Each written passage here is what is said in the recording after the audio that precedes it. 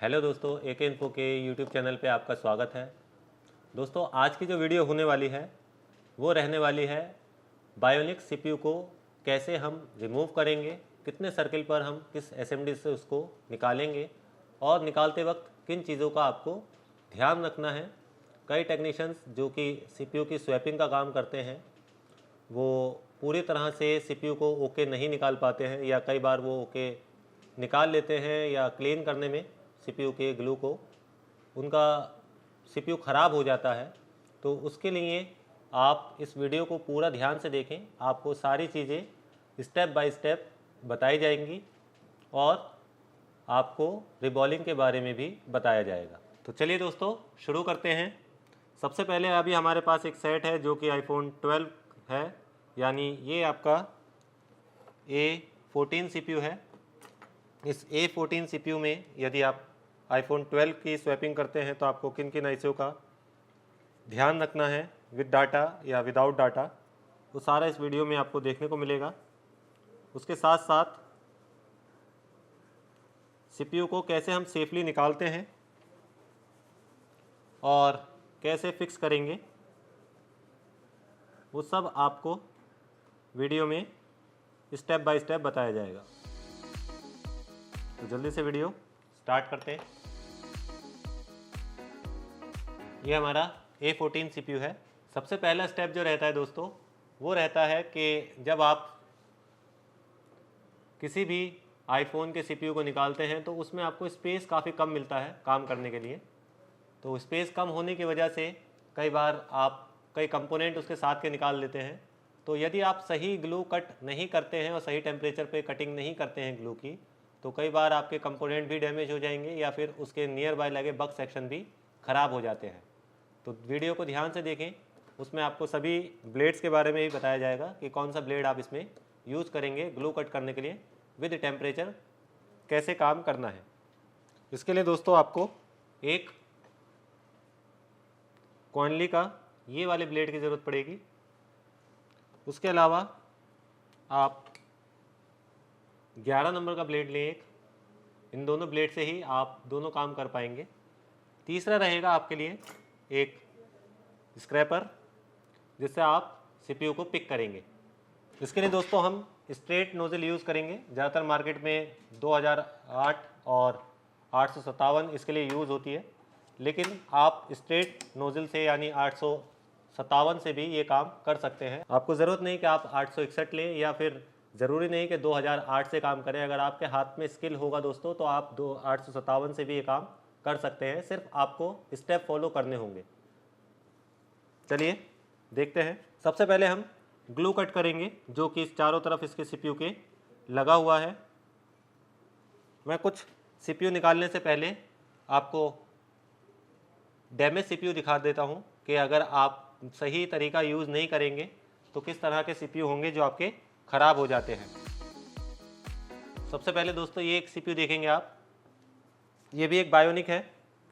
आपको पता है A10 से अभी तक जितने भी CPU स्टार्ट हो रहे हैं वो सभी बायोनिक होते हैं। तो अगर आपका ब्लोअर एक्स्ट्रा हीट पर काम करेगा, यानी आपको टेम्परेचर सही नहीं पता है और आपने ब्लोअर ज़्यादा देर तक इस पर रोका, तो ये इस तरह का क्रैक आ जाता है। इस कंडीशन में आप इस बोर्ड को स्वैप भी नहीं कर सकते। ये CPU डैमेज हो चुका है, यानी आपकी गेम ओवर हो चुकी है। अब आपको अगर ये कस्टमर का सेट था तो अपने पास से ही देना पड़ेगा। तो इसका सबसे पहला स्टेप आपको हीट का ध्यान रखना है। दूसरा, हमारे पास एक और CPU है, इसे देखते हैं हम। इस CPU में दोस्तों आप देखेंगे तो कुछ आपको पैड मिसिंग दिखेंगे, लेकिन ये फिर भी आपका CPU वर्किंग है। उसके बाद वर्किंग है या नहीं है, इसके लिए आपको क्लासेस में चेकिंग बताई जाती है, जिससे आप ये क्लियर कर सकते हैं CPU को चेक करके कि ये ओके है या नहीं है। ये A11 CPU है, यानी iPhone 8 से लेकर iPhone X के बीच में कोई भी मॉडल का ये CPU हो सकता है। एक और दोस्तों हमारे पास CPU है जो कि A12 का CPU है, यानी iPhone XS या XS या XS Max का CPU है। ये भी पूरी तरह से ओके दिख रहा है। इसके भी कोई पैड मिसिंग नहीं है। एक दोस्तों हमारे पास एक और ये A11 CPU है। इसमें भी अगर आप ध्यान से देखेंगे तो आपको कुछ कमियां दिखेंगी, जैसे कि ये पैड मिसिंग की। इससे पहले जो अभी हमने CPU देखा, यानी ये वाला CPU जिस पे हमें क्रैक दिख रहा था, ये है दोस्तों ओवरहीट की वजह से, और ये CPU है अर्ली पिक की वजह से।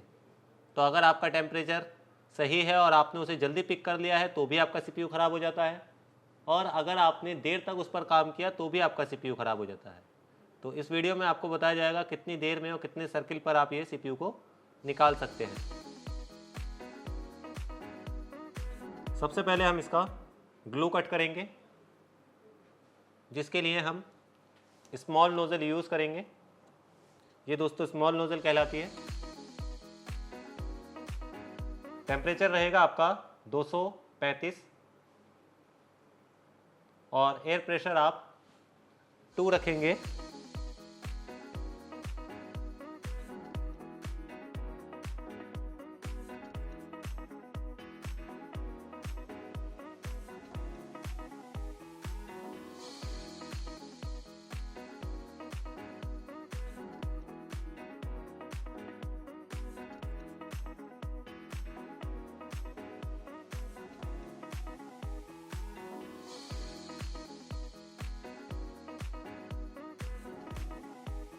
जैसे कि दोस्तों अभी आपने देखा कि हमने इसका ग्लू कट किया है।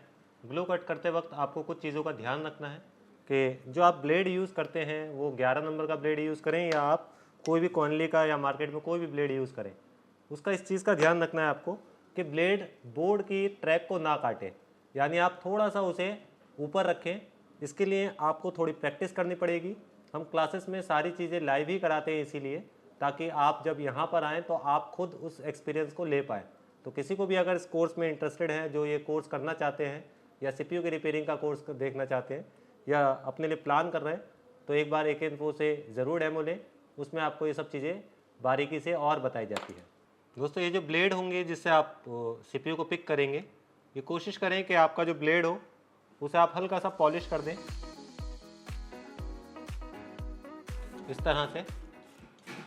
अगर न्यू ब्लेड है तो उससे कई बार क्या होता है कि आपका CPU स्क्रैच हो जाता है, और CPU स्क्रैच होते ही आप कुछ नहीं कर पाएंगे, ना तो स्वैप कर पाएंगे ना उसी बोर्ड को ठीक कर पाएंगे। तो कोशिश कीजिए कि आप थोड़े से प्रिकॉशन साथ लेके चलें पहले से ही। अब हम दोस्तों इसका CPU पिक करेंगे। CPU पिक करने के लिए आप नोज़ल जो यूज़ करेंगे वो मीडियम नोज़ल यूज़ करेंगे। जैसे कि अभी हमने मीडियम नोज़ल यूज़ कर रखी है। आप चाहें तो बिग नोज़ल भी यूज़ कर सकते हैं। टेम्परेचर दोस्तों इस बार रहेगा 315 और एयर रहेगी आपकी 3।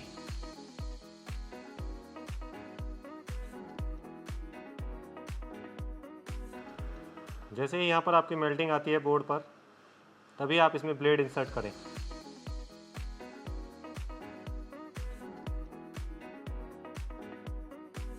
याद रखिए दोस्तों, जल्दी नहीं करनी है।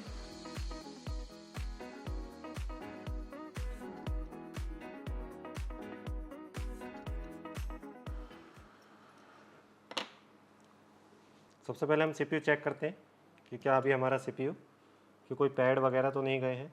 आप देखेंगे दोस्तों सभी CPU के पैड यहाँ पर हैं बोर्ड पर ही। आप देखेंगे दोस्तों यहाँ पर सभी पैड CPU के अभी वर्किंग हैं और CPU पर ही हैं। यानी अगर आप सही टेम्परेचर यूज़ करेंगे तो आपका CPU ना तो कभी क्रैक होगा और ना कभी उसके पैड वगैरह मिसिंग होंगे। अब हम इस CPU को सबसे पहले क्लीन कर देते हैं। उसके लिए थोड़ी देर इसे केमिकल में रखें। इतने हम बोर्ड को क्लीन करेंगे।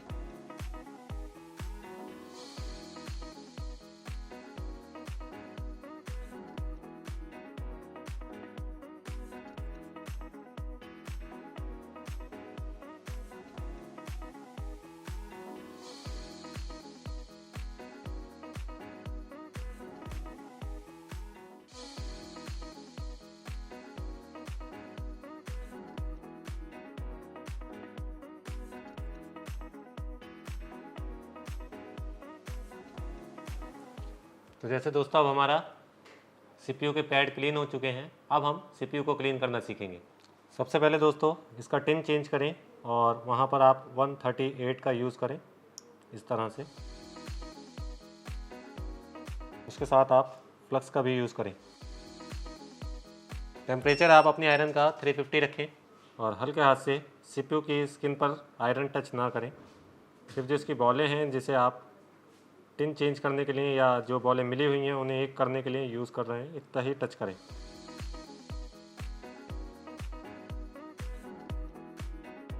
सभी बॉलों को अच्छे से आप शाइन करें पहले, और ध्यान रखें कोई भी बॉल आपस में जुड़ी ना रहे।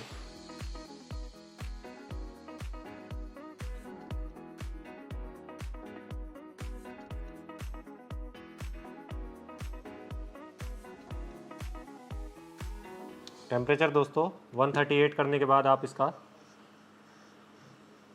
ब्लोअर का टेम्परेचर 180 पर भी काम कर सकते हैं। इससे आपका CPU सेफ भी रहेगा और आप ये ईज़िली ग्लू हटा पाएंगे। मार्केट में कई तरह के ब्लेड हैं जिसका आप यूज़ कर सकते हैं इस ग्लू को हटाने के लिए।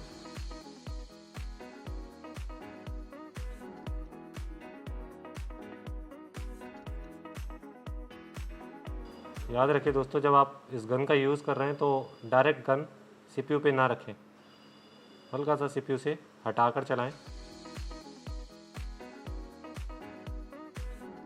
और अगर आप इसका चिमटी का यूज़ नहीं करना चाहते हैं तो इससे सेफ आप टूथस्टिक भी ले सकते हैं, उससे आपका CPU का स्क्रैच होने के चांसेस और बच जाते हैं।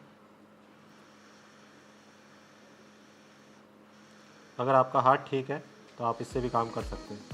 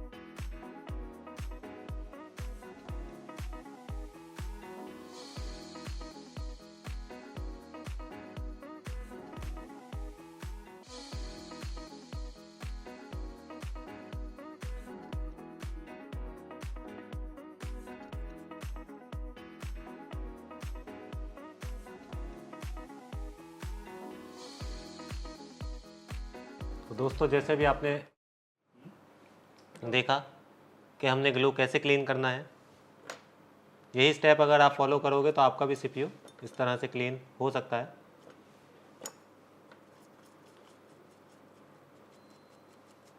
अब चलिए दोस्तों, अब हम इसे रिवॉल्व करना सीखेंगे। कई क्लाइंट की या स्टूडेंट्स की या टेक्नीशियंस की ये कंप्लेंट्स होती है कि वो बड़ी आईसी रिवॉल्व नहीं कर पाते, तो आप स्टेप फॉलो कीजिए। आप बड़ी आईसी भी कैसे रिवॉल्व नहीं करेंगे, या कितने आसान तरीके से आप उसे रिवॉल्व कर सकते हैं, तो आप इस वीडियो में देख पाएंगे। सबसे पहले आपका ग्लू बिल्कुल क्लीन हो जाना चाहिए और आपका CPU अच्छे से साफ़ हो। ये आप ध्यान दें कि जैसे कि ये है जगह जहाँ पर आपको हल्का सा ग्लू दिखाई दे रहा है, इसे साफ़ कर दें।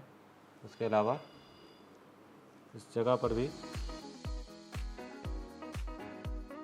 मार्केट में दोस्तों इस तरह की स्टेंसिल भी अवेलेबल हैं जो मार्ट व्यू की आती हैं। ये 3D स्टेंसिल्स कहलाती हैं, जो पर्टिकुलर CPU के लिए ही यूज़ होती हैं। ये कंपेटेबल iPhone 8 से, यानी A8 CPU से A14 तक सभी मॉडल्स की मिलती हैं।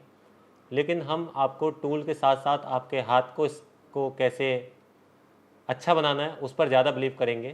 तो मैं आपको बिना इस 3D स्टेंसिल के CPU बना के दिखाऊंगा, ताकि आप भी समझ पाएँ कि बिना स्टेंसिल के भी CPU बनाया जा सकता है, या बिना 3D स्टेंसिल से भी CPU आप बना सकते हैं। हालांकि अगर आप ये लेते हैं तो इससे आपका स्किल जो है वो कभी डेवलप नहीं होता है, क्योंकि टूल्स आपके काम को बढ़ा तो सकता है, आपके बदले काम नहीं करेगा। ये मैं हर वीडियो में बोलता भी हूँ। तो कोशिश कीजिए पहले अपने हाथ में स्किल लाने की।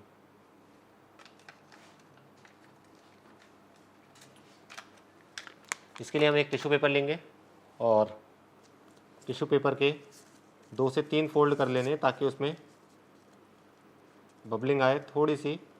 यानी अगर आपका नीचे का बेस थोड़ा बहुत भी टेढ़ा है तो वो CPU पे उसका एडजस्टमेंट ना दिखे। तो पहले इस चीज़ को ध्यान दें। उसके बाद PPD यूज़ करें। PPD दोस्तों जो भी सैंडविच बोर्ड के आप लेयर बनाते हैं वो आपको सभी को पता है कि वो 138 से बनती है, जो कि आपने पिछली वीडियो में देखा भी होगा। जब भी आप सैंडविच के अपर बोर्ड पे कोई भी IC बनाते हैं तो इसमें आपको ध्यान रखना होगा कि आप 138 का यूज़ नहीं कर सकते। अगर 138 का यूज़ आप करेंगे तो उसमें जब आप लेयर बनाएंगे तो वो IC आपकी हिल जाएगी। तो यहाँ पर आप चाहे नैंड लगाएं, चाहे आप पावर IC लगाएं, चाहे आप CPU लगाएं। और ये पर्टिकुलर किसी एक मॉडल के लिए नहीं है दोस्तों। आपके पास कोई भी सैंडविच बोर्ड होता है, चाहे वो X हो, चाहे वो XS हो, चाहे वो 11 हो, या वो 12 सीरीज़ का कोई भी बोर्ड हो, अपर बोर्ड पर जब भी कोई IC लगाएं तो वो कोशिश करें कि आप 183 से यूज़ करें। लेयर का काम सिर्फ 138 से ही आप बनाएं।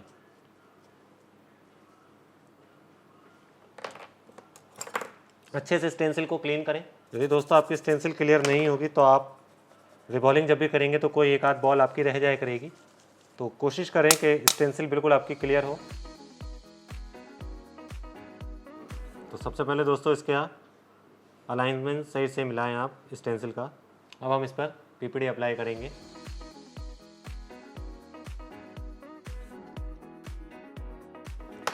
और अच्छे से इसे साफ़ करें। PPD अप्लाई करते वक्त 2-3 चीज़ों का ध्यान रखें। एक तो PPD आपका ज़्यादा थिक ना हो, यानी उसे थोड़ा सा आप ड्राई रखें, और ज़्यादा प्रेशर के साथ PPD को फिल ना करें। जब भी आप 183 के टेम्परेचर से कोई भी IC रिवॉल्व करते हैं तो आप मैक्सिमम 280 तक जा सकते हैं। मेल्टिंग स्टार्ट 275, 260, 270 से भी हो जाती है। इस तरह से आपको अपनी ट्वीज़र को होल्ड करना है और टेम्परेचर आपका 260 रहना चाहिए। ये प्रेशर मैं 1 रखूँगा और धीरे धीरे स्टार्ट करना है।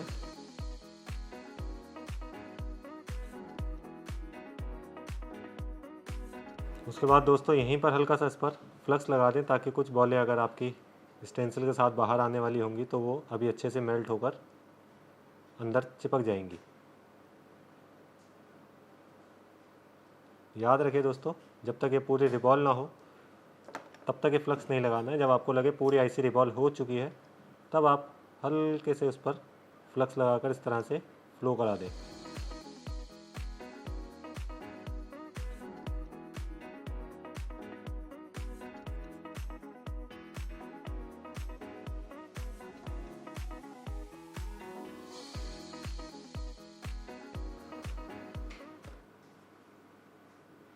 यदि आपकी एक आध बॉल ऐसे रह जाती है जो कि ग्लू वगैरह के ऐसे रह सकती है, तो आप कुछ नहीं करें, ऐसे उसे बाहर से रखें और हाथ थोड़ा सा दोस्तों ऊपर रखें। जैसे ही आपकी मेल्टिंग आएगी ये बॉल अपने आप नीचे चिपक जाएगी।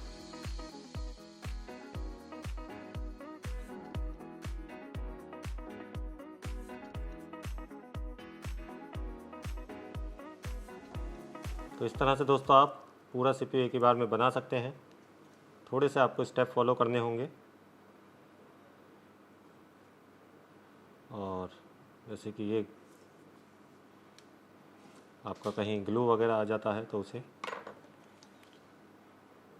बॉलों को अच्छे से बैलेंस करने के लिए आप एक बार फ्लक्स लगा के दोबारा से इस पर हीट कर दें, ताकि बॉलों का साइज़ सबका एक जैसा हो जाए और जो बॉलें टेढ़ी हो रही हैं अलाइन से वो सीधी भी हो जाएगी।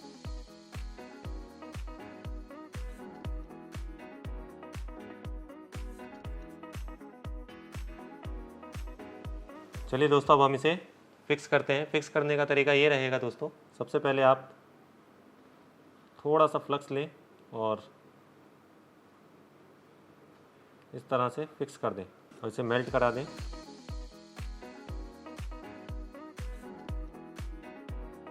ये जो वीडियो है दोस्तों, ये रिपेयरिंग से रिलेटेड या स्वैपिंग से रिलेटेड नहीं है। ये वीडियो सिर्फ आपके लिए CPU के ट्यूटोरियल की थी कि आप CPU को कैसे निकालेंगे और कैसे फिक्स करेंगे। क्लासेस में आपको लाइव कराया जाता है सभी कुछ, कि कैसे आप किसी चीज़ को फिक्स करेंगे या निकालेंगे, या स्वैपिंग के लिए किन किन चीज़ों की ज़रूरत होगी या किस किस IC की ज़रूरत होगी विद डाटा अगर आपको चाहिए क्लाइंट का सेट, या विदाउट डाटा आपको क्लाइंट का सेट चाहिए, या क्लाइंट कहता है मुझे डाटा के साथ चाहिए या सिम के साथ भी चाहिए, तो उसके लिए भी कौन कौन सी IC ज़रूरी रहेंगी, वो सब ट्रेनिंग का पार्ट है।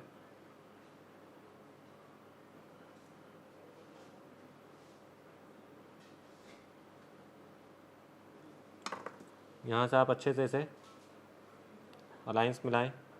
तो अब हम इसे फिक्स करेंगे। टेम्परेचर रहेगा आपका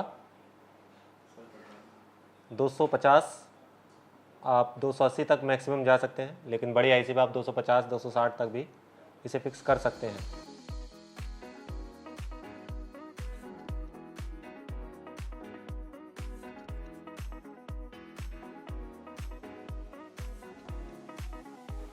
जैसे ही दोस्तों ये प्रॉपर हीटिंग पे आएगा तो इसके अंदर से फ्लक्स निकलना स्टार्ट होगा। वही एक टाइम होगा जब आप इसे शेक कराएंगे, जैसे कि आपको दिखने लगा होगा। अब हम इसे हल्का सा शेक करा देंगे और ये देखिए अपनी जगह पर शेक कर रहा है।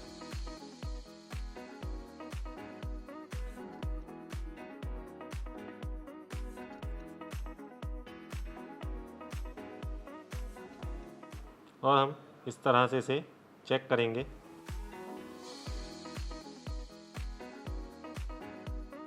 ये देखिए दोस्तों, पूरी तरह से ये CPU अलाइंस हो चुका है। तो दोस्तों, इस तरह से आप किसी भी बायोनिक CPU को निकाल या लगा सकते हैं और रिवॉल्व कर सकते हैं। आशा करता हूँ कि इस वीडियो में काफ़ी कुछ आपको सीखने को मिला होगा। इसी तरह की और वीडियो के लिए चैनल पर बने रहिए। Thank you.